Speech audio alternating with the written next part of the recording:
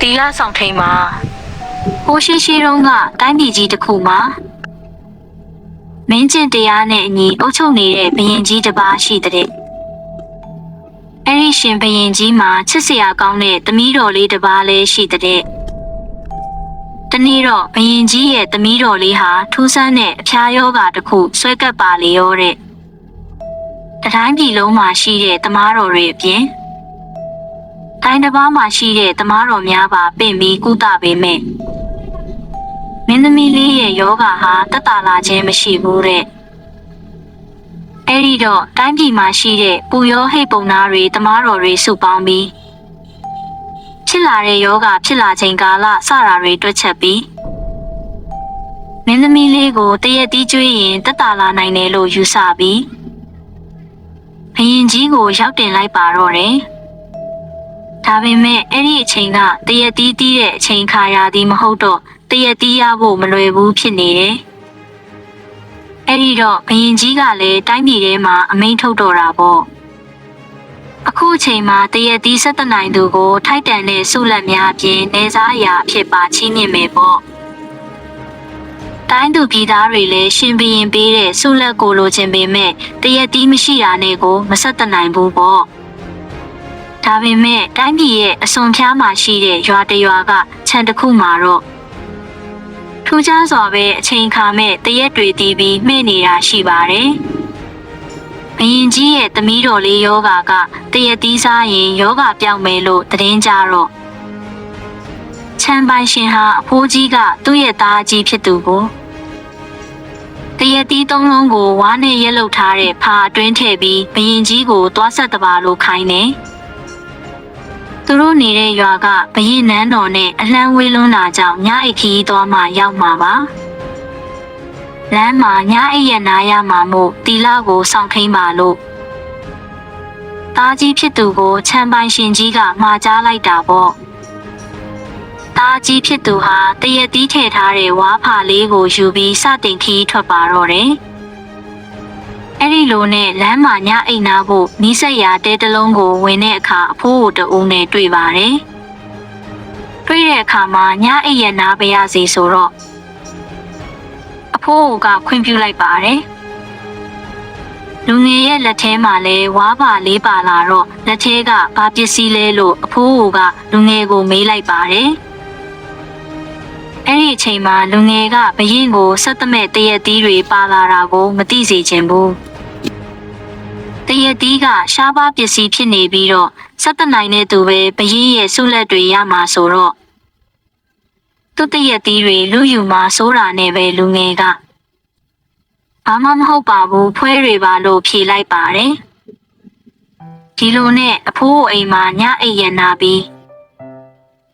မနက်လင်းတော့နန်းတော်ကိုဆက်သွားပြီးဘရင်ကြီးစီကိုဝါးဖာလေးဆက်တလိုက်ပါတယ်။ဝါးဖာလေးကိုဖွင့်ကြည့်တော့တရက်တီးတွေမတွေ့ပဲဖွဲတွေပဲတွေ့တော့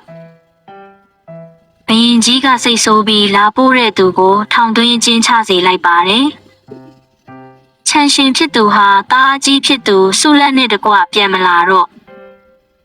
တခုခုအခက်တွေ့ပြီးအဖမ်းခံနေရတော့ပြီးဆိုပြီးတားငယ်ဖြစ်သူကိုဝါးဖာနဲ့နောက်ထပ်တရက်တီးသုံးလုံးထည့်ပြီးဘရင်ကြီးစီကိုဆက်တဖို့ထပ်လွတ်လိုက်ပါတယ်။တားကြီးဖြစ်သူကိုမှားကြားလိုက်တယ်လို့ပဲတားငယ်ဖြစ်သူကိုလည်း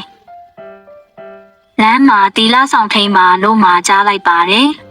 ။တားငယ်ဖြစ်သူကလည်းခီးထွက်လာရင်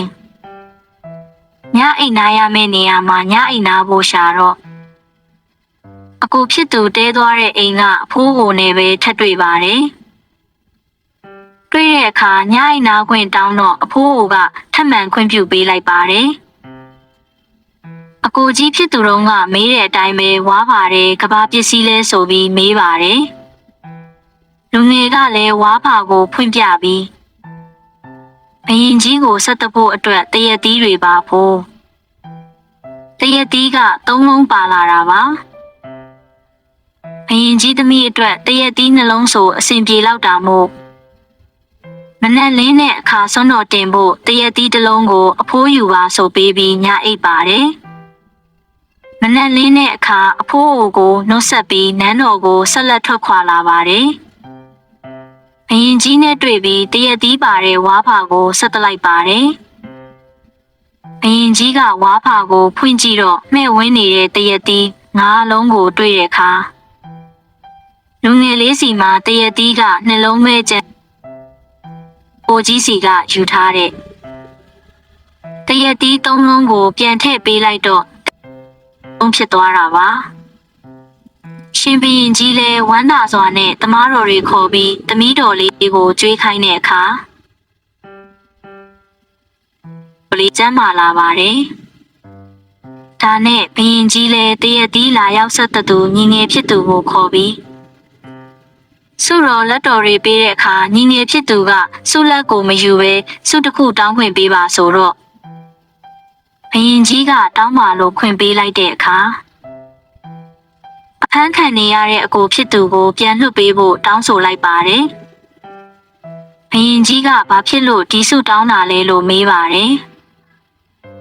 ညီငယ်ဖြစ်သူကနေစားအဖြစ်နဲ့စုလက်ယူတာထက်စာရင်အကိုဖြစ်သူလွတ်မြောက်ပြီးအဖေဖြစ်သူစိတ်ချမ်းသာတဲ့စုကိုသာလိုချင်လို့ပါလို့ပြန်ရောက်တင်ပါတယ်ဘရင်ကြီးကဆွေမျိုးညာတကားတွေကိုစောင့်ရှောက်ခြင်းဟာမင်္ဂလာမည်ပါပေတယ်ဒီလိုမင်္ဂလာနဲ့ပြည့်စုံသူကိုချီးမြှောက်ရတာပေါ့ဆိုပြီးအကိုဖြစ်သူကိုလွတ်ပေးတဲ့အပြင်နေစားအရာနဲ့တကွစုလက်များကိုလည်းချီးမြှင့်လိုက်ပါတော့တယ်